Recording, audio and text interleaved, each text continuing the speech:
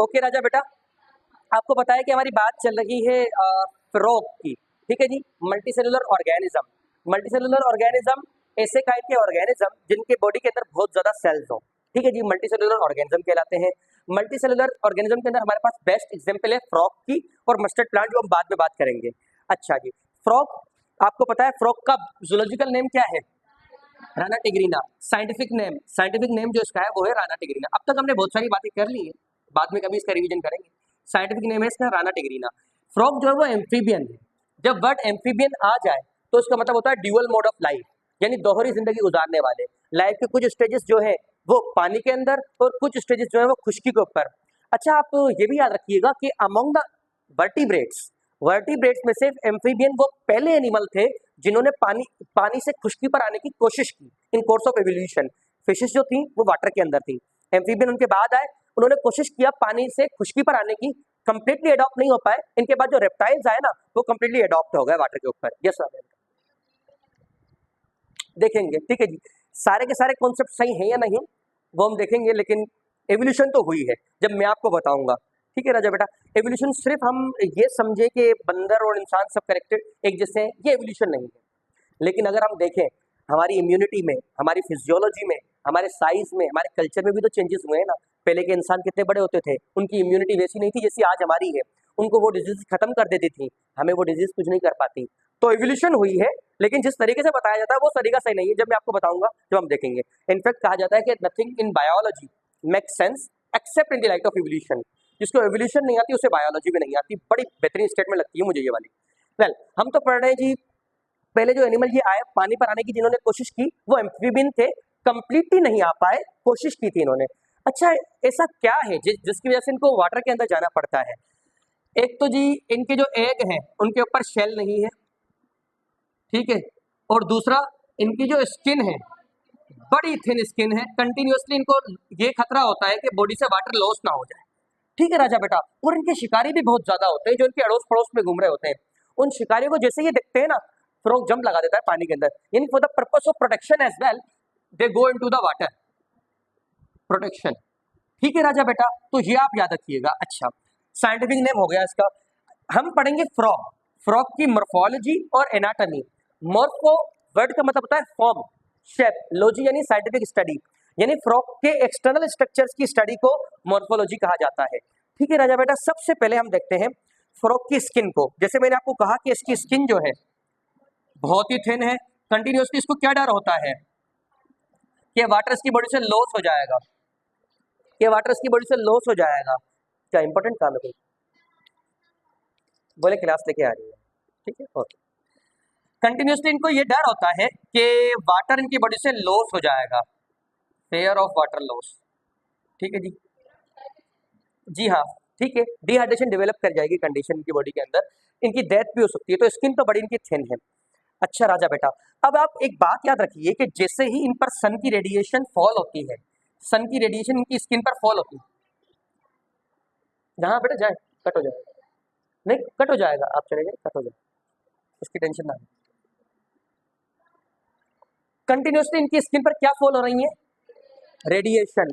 उन रेडिएशन से एक तो इनकी बॉडी से वाटर लॉस हो जाएगा और एक और काम होता है, इनकी बॉडी का टेम्परेचर जो है ना वो भी बढ़ जाएगा, बॉडी टेम्परेचर। अब यहाँ पे आपको एक कहानी समझानी है। अच्छा बेटा देखिए, जो ऑर्गेनिज्म होते हैं ना, ऑर्गेनिज्म, लिविंग ऑर्गेनिज्म जितने भी हैं वो दो तरीके के होते हैं on the basis of temperature maintenance. ये बात दोनों कानों से सुननी है आपको, ये इंपॉर्टेंट है। अब तक मैंने आपको फ्रॉग का सिर्फ साइंटिफिक नेम बताया है और ये बताया है कि इन्हें एम्फीबियन क्यों कहते हैं, स्किन थिन है, ठीक है जी, वाटर का लॉस का खतरा लगा रहता है। दूसरा, टेम्परेचर को देखना चाह रहे हैं, टेम्परेचर के अकॉर्डिंग, टेम्परेचर के मेंटेनेंस के अकॉर्डिंग दो तरह के ऑर्गेनिज्म होते हैं हमारे पास। एक होते हैं वेरी गुड, एक होते हैं वार्म ब्लडेड और दूसरे होते हैं कूल्ड ब्लडेड। इनका एक और नाम भी है, कौन बता रहा है हमें? वार्म ब्लडेड और कूल ब्लडेड, इनका दूसरा नाम भी है, कौन बताएगा? Warm blooded is also known as endotherm, endotherm. और जो कूल ब्लडेड होते हैं ना राजा बेटा, इनको एक्टोथर्म कहा जाता है।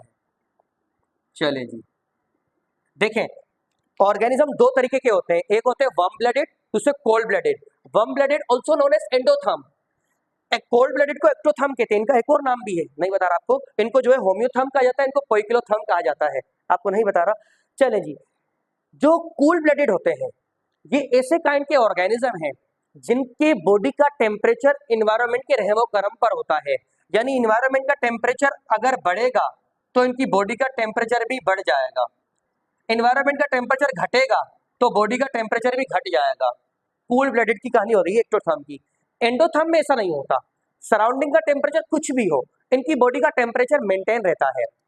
ठीक है राजा बेटा, एंडोथर्म जिनकी बॉडी का टेम्परेचर मेंटेन रहता है वो दो ही ग्रुप है, जिसमें एक ह्यूमंस का शुमार यानी मेमल्स का शुमार होता है और दूसरे बर्ड्स। एनवायरमेंट का टेम्परेचर कुछ भी हो जाए राजा बेटा, हमारी बॉडी का टेम्परेचर कांस्टेंट रहेगा। क्या है हमारी बॉडी का टेम्परेचर? 37 सेंटीग्रेड मेंटेन रहेगा। कैसे, वो भी हम बाद में बात करेंगे, यानी आपको ये याद रखना है कि वो मेंटेन रहेगा। एक्टोथर्म में ऐसा नहीं होता, जो एनवायरमेंट का टेम्परेचर से फॉर एग्जांपल 37 सेंटीग्रेड से बढ़कर 50 हो गया ना, इनकी बॉडी का टेम्परेचर भी बढ़ जाएगा। बढ़ा हुआ टेम्परेचर सही नहीं होता बॉडी के लिए, बॉडी के एंजाइम डीनेचर हो जाएंगे। और अगर एनवायरमेंट का टेम्परेचर कम हो गया, 37 से 30, 25, 20, 10 तक चला गया, तो ये भी सही नहीं होता, इनकी बॉडी का टेम्परेचर भी कम हो जाएगा और एंजाइम इनएक्टिव हो जाएंगे। ये बात आ रही है समझ में? देखिए राजा बेटा, organism on the basis of temperature maintenance, हमारे पास दो तरीके के होते हैं, कौन कौन से? एंड वार्म ब्लडेड और कूल ब्लडेड। वार्म ब्लडेड को दूसरा नाम क्या है इनका? एंडोथर्म। और जो कोल्ड ब्लडेड है उनको, जो वार्म ब्लडेड है उनकी बॉडी का टेम्परेचर मेंटेन रहता है या नहीं रहता? रहता है। एनवायरमेंट का कुछ भी टेम्परेचर हो, हमारी बॉडी का टेम्परेचर मेंटेन रहेगा। इसमें दो ही ग्रुप के ऑर्गेनिज्म आते हैं, एनिमल्स आते हैं, कौन कौन से? Mammals and birds. इसके अलावा कोल्ड ब्लडेड के अंदर कौन से ऑर्गेनिज्म आते हैं? Fishes, how do you forget fishes? Fishes, reptiles and amphibian, जिनकी बॉडी का टेम्परेचर एनवायरमेंट के टेम्परेचर के हिसाब से वेरी कर जाता है। एनवायरमेंट का टेम्परेचर बढ़ गया, इनकी बॉडी का टेम्परेचर बढ़ जाएगा। एनवायरमेंट का टेम्परेचर कम हुआ, इनकी बॉडी का टेम्परेचर कम हो जाएगा। आपको ये बातें आ रही हैं समझ में? ठीक है राजा बेटा, अब देखें क्या। जी जी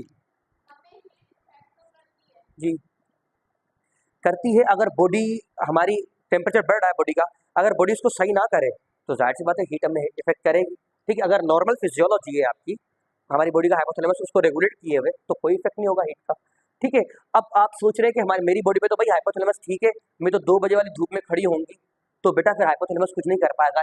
एक हद तक वो ठीक करेगा, उसकी बाद वो कुछ भी नहीं कर पाएगा, हीट शॉक हो जाएगा। चले राजा बेटा, हम टॉपिक की तरफ आते हैं। हम ये देख रहे हैं कि ये जो फ्रॉग है ये एक्टोथर्म है, कूल ब्लडेड है। इसका मतलब क्या होगा राजा बेटा? जैसे जैसे टेम्परेचर बढ़ा ना, इसकी बॉडी का टेम्परेचर बढ़ जाएगा, और जैसे जैसे टेम्परेचर कम हुआ ना, इसकी बॉडी का टेम्परेचर कम हो जाएगा। तो आप देखते हैं जो गर्मी होती है ना, कड़क गर्मियां, तब भी मेढक छुप जाते हैं। ठीक है, और मेढक का पीक समर में छुपना, मेढक का पीक समर में छुप जाना एस्टिवेशन कहलाता है। Aestivation, aestivation is also known as summer sleep. Summer sleep कहा जाता है। इसमें फ्रॉग जो है वो छुप जाता है ज्यादा गर्मियों में। अच्छा, और इसी तरीके से अगर ज्यादा सर्दियां पड़ी तो भी फ्रॉग छुप जाएगा। और इसकी जो विंटर, वेरी गुड, उसे हम हाइबरनेशन कहते हैं। विंटर स्लीप को हाइबरनेशन कहा जाता है, विंटर स्लीप। चले जी, अब तक हमने ये देख लिया इसकी स्किन बड़ी थिन है। स्किन थिन है राजा बेटा, उससे किस चीज का खतरा है? वाटर लॉस का। डेट्स वाई ये कहाँ मौजूद होता है? वाटर के करीब। मैंने ये भी बताया हुआ है कि जितने भी एम्फीबियन है वो फ्रेश वाटर के अंदर पाए जाएंगे, कोई भी मेरीन वाटर के अंदर नहीं होगा। एक फ्रॉग एक्सेप्शन है जो ट्री पर मौजूद है, हाइला। इसके अलावा बॉडी का टेम्परेचर वेरी करता है क्योंकि ये कूल ब्लडेड है, एक्टोथर्म है। अगर गर्मी बढ़ेगी तो एस्टिवेशन, समर स्लीप, और टेम्परेचर कम होगा यानी ठंडक बढ़ेगी तो hibernation, winter sleep. Winter sleep, ये बात आ रही है समझ में? अच्छा, उसके बाद इसकी आई दिख रही है आपको? आई पर ये ग्रीन कलर की मेम्ब्रेन दिख रही है? यस, ये आई अब तक। ठीक है राजा बेटा, ये स्ट्रक्चर दिख रहा है आपको ग्रीन ग्रीन, इसे कहते हैं निक्टिटेटिंग मेम्ब्रेन। Nictitating membrane. देखें, इनमें क्योंकि हाथ इस काबिल नहीं होते कि वो आंखों को साफ कर सके, दैट्स व्हाई नेचर ने इनको आईलैशेस, आईलिड जो है, आईलिड के साथ साथ निक्टिटेटिंग मेम्ब्रेन प्रोवाइड की है। आईलिड के, आई के ऊपर आईलिड होती है ना, आईलिड के नीचे ये निक्टिटेटिंग मेम्ब्रेन है। आपने स्नेक में देखा होगा, उनकी आई के ऊपर एक मेम्ब्रेन आ जाती है जो आई को साफ करती है, निक्टिटेटिंग मेम्ब्रेन। हमारी बॉडी में निक्टिटेटिंग मेम्ब्रेन, जो आई का रेड पार्ट दिख रहा है आपको, ये है, बहुत ही रिड्यूस हुई है, हमारी बॉडी में काम ही नहीं है। इवोल्यूशन होते होते वो मेम्ब्रेन जो वो रिड्यूस हो गई। ठीक है राजा बेटा, रेप्टाइल्स में और इनमें ये ग्रीन कलर की दिख रही है आपको। ठीक है राजा बेटा, चले कोई नहीं, यहाँ पर हम आई बनाते हैं। ठीक है राजा बेटा, ये आई है। आई को कवर करने के लिए कौन सी लिड होती है, क्या कहते हैं उस आईलिड। आईलिड को हमने ऊपर कर दिया आगे। ठीक है, आईलिड को ऊपर कर दिया, नीचे से एक और मेम्ब्रेन निकलती है, यहाँ से एक और मेम्ब्रेन जिसे हम कहते हैं निक्टिटेटिंग मेम्ब्रेन। वो ऊपर जाएगी, पूरी आई को क्लीन कर देगी। आ रही है बात समझ में, निक्टिटेटिंग मेम्ब्रेन, क्योंकि हम मॉर्फोलॉजी पढ़ रहे हैं, एक्सटर्नल स्ट्रक्चर, स्किन देख ली, आई देख ली। फ्रॉग में एयर नहीं होते, लेकिन हमारा कान का जो पर्दा होता है ना, टिम्पेनिंग मेम्ब्रेन कहते हैं, वैसे टिम्पेनम इसके जरूर मौजूद होती है। आज जरूर ऑब्जर्व करिएगा फ्रॉग को, इसे टिम्पेनम कहते हैं।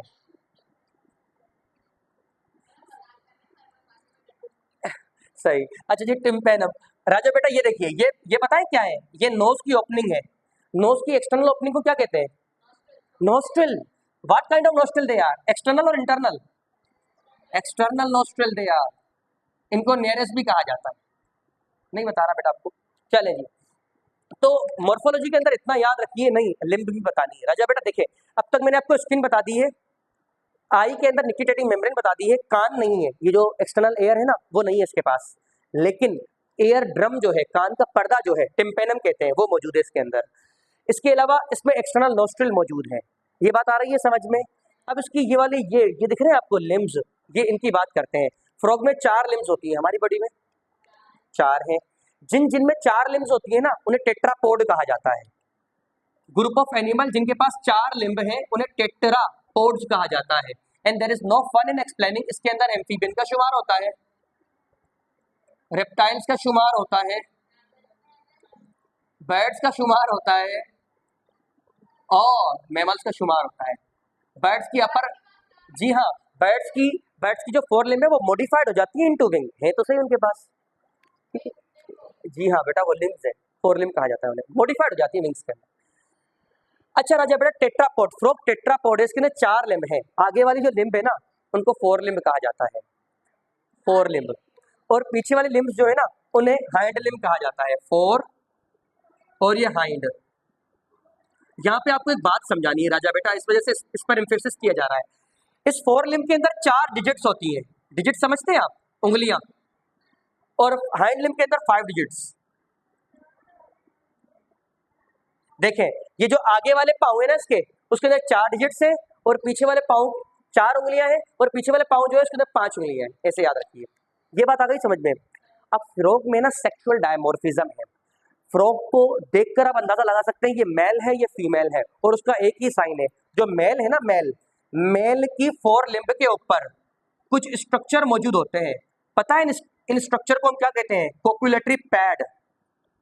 कोपुलेटरी पैड, इन कोपुलेटरी पैड से पहचाना जा सकता है कि ये मेल है और ये फीमेल है।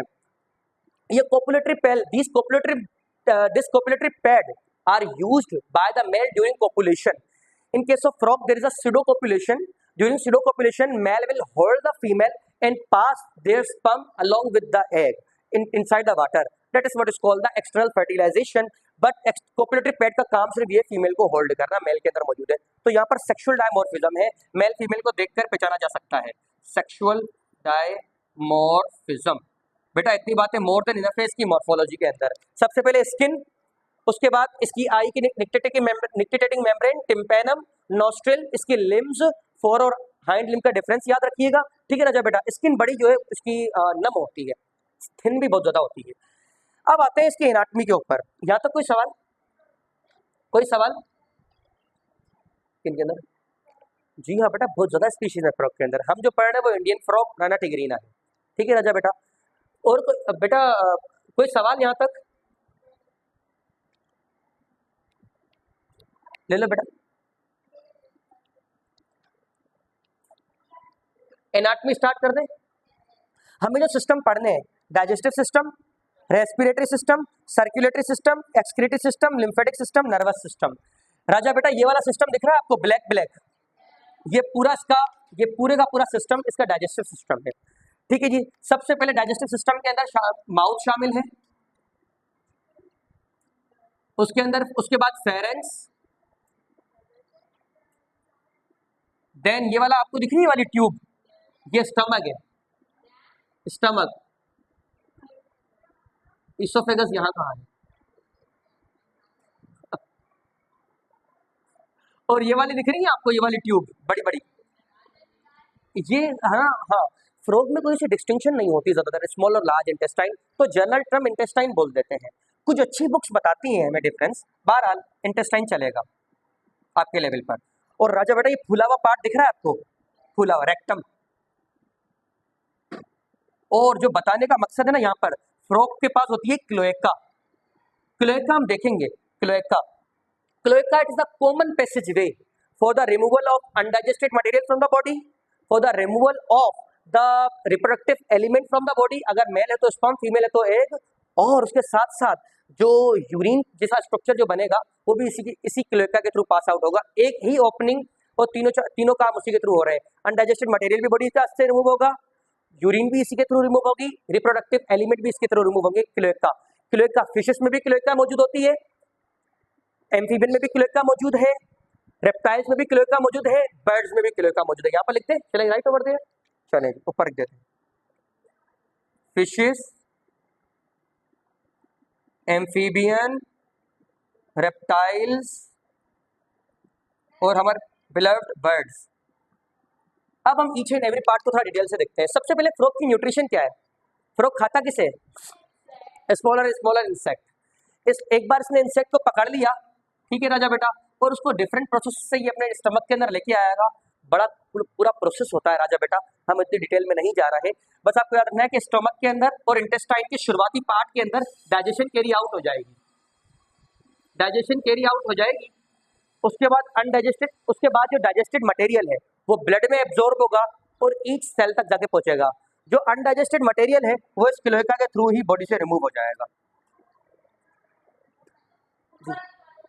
ठीक है राजा बेटा, देखिए जो मटेरियल ये लेगा बॉडी के अंदर, जो भी इसकी न्यूट्रिशन है, इंसेक्ट वगैरह, उसको डिफरेंट प्रोसेस से पास करके ये डाइजेस्ट कर देगा, बड़े पीसेस को स्मॉलर पीसेस में ले आएगा।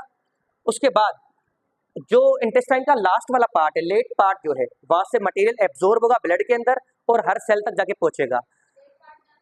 जैसे कि ना इंटेस्टाइन का लास्ट वाला पार्ट, ठीक है, स्मॉल इंटेस्टाइन के अलग अलग पार्ट है, ड्यूडेनम, जेजुनम, इलियम, मैं बताना नहीं चाह रहा, ठीक है। तो जेजुनम जो है वहां से एब्जॉर्प्शन होगी, हम ठीक है। अगर ये स्मॉल इंटेस्टाइन है राजा बेटा, स्मॉल इंटेस्टाइन, और यहां से अगर ये लार्ज इंटेस्टाइन है,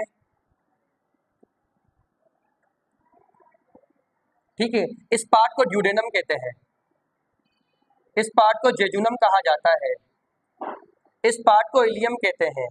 ये इलियम जो है ना, इलियम डिजाइन किया गया है फॉर द एब्जॉर्प्शन, इलियम के लेवल पर एब्जॉर्प्शन होगी। कैसे होगी, इसके अंदर विलाय मौजूद है, माइक्रो विलाय मौजूद है, कॉम्प्लेक्स प्रोसेस है, उसकी बात हम बाद में करेंगे। जी हाँ, यहाँ से खाना एब्जॉर्ब होगा ब्लड के, ठीक है राजा बेटा। और कोई सवाल, कोई बात, कोई सवाल नहीं है, ठीक है राजा।